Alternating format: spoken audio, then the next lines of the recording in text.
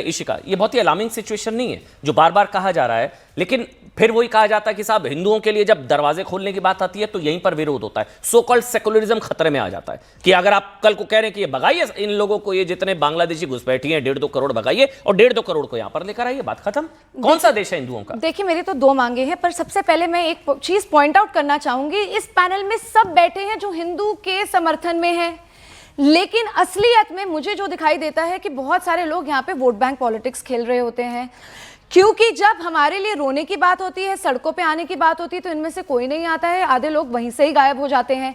पर जब debate shows पे आते हैं तो वो बोलते हैं नहीं हिंदुओं का साथ दो, हिंदुओं का साथ दो।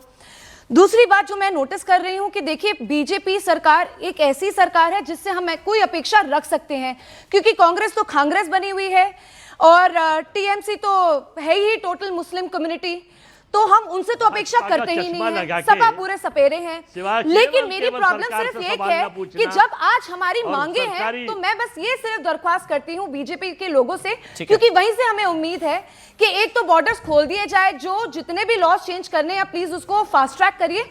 और दूसरी बात मेरा तो मुद्दा ये है कि हमारे यहाँ पे तब ये सारे विरोध करेंगे, ये एसआईआर का विरोध करते हैं, उसमें नहीं सर मेरा एक प्रॉब्लम है, बोलिए प्लीज, कि वहां पे हम कब तक भागते रहेंगे?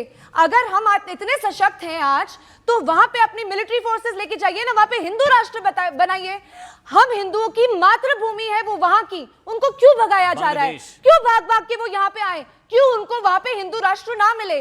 क्यों आप अपनी आर्मीज वहां पे नहीं भेज सकते? क्यों हमारे को हमारा हक नहीं दिलवा सकते?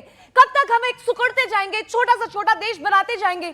हमारी 9 स्टेट्स जा चुकी हैं, वहां पे सारे हिंदू खत्म होते जा रहे हैं, पूरे बॉर्डर्स कॉम्प्रोमाइज हो रहे हैं, हम कब तक चुप बैठ रहेंगे?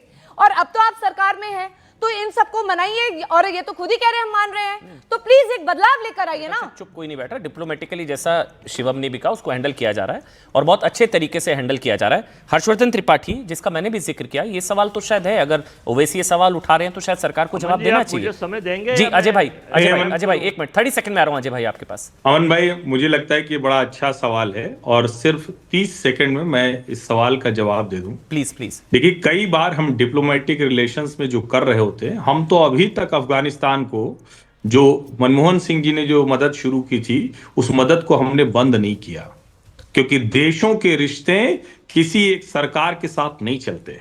मालदीव में go India, India go back के नारे लगते थे, आज मालदीव में वेलकम बैक इंडिया हो रहा है। क्यों हो रहा है? क्योंकि हमको पता है कि हमें अपना स्ट्रेटेजिक इन्वेस्टमेंट कहां करना है। भारत और बांग्लादेश के रिश्ते बहुत शानदार रहे हैं। ये कुछ रेडिकल इस्लामिस्ट जिहादी हैं, इनकी वजह से हम बांग्लादेश के रिश्ते खराब कर लेंगे, ऐसा नहीं होने वाला है। ये यूनुस जो केयर टेकर एडवाइजर जो भी आप कह लीजिए, वो कुछ दिनों का मेहमान है, यकीन मानिए ये बहुत दिन तक टिकने वाला नहीं। बांग्लादेश के लोग ही इसको कार करते हैं। अजय 30 सेकंड, अजय 20 सेकंड, अजय मुझे वाइंड अप करना। अजय जल्दी से। अजय भाई देखिए मैं ये कहना चाहता हूं कि ये डिटेंशन सेंटर की अभी आप और ये कह रहे थे कि हम बनवा रहे हैं, अरे टैक्स का पैसा सरकार ले रही है, सरकार इनकी है क्या?